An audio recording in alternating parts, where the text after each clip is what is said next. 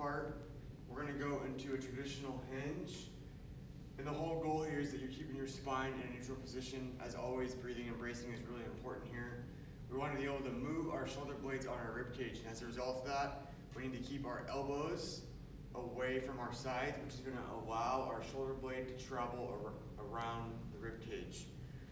When I get set up into that hinge position, I want to keep a compact chin, so I'm in a straight line from my head to my tailbone.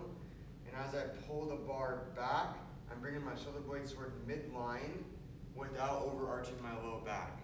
If you want to increase the technical aspect of the movement, you can let the bar at the bottom pull your shoulder blades around to where you're rounding your upper back slightly, but your low back is still in neutral. And then you're reversing that curvature of your upper back, and that's just going to facilitate a little bit more stretch of the musculature around the scapula, which will induce more muscle contraction when you come back out of that. As always, full range of motion is the goal here.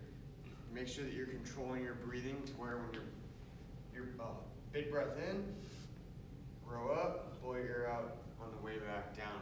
Don't get too worried about getting your elbows way back behind your body.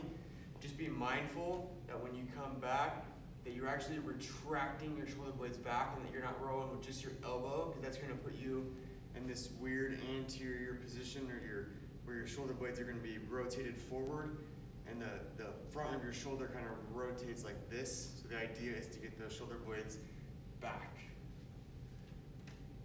Okay, so pay attention to your hinge as well to make sure that you're truly sitting back into a hinge where your knees are slightly bent, more hip flexion than knee flexion, and the weight is slightly back on the back half of my foot more so than the front half of my foot.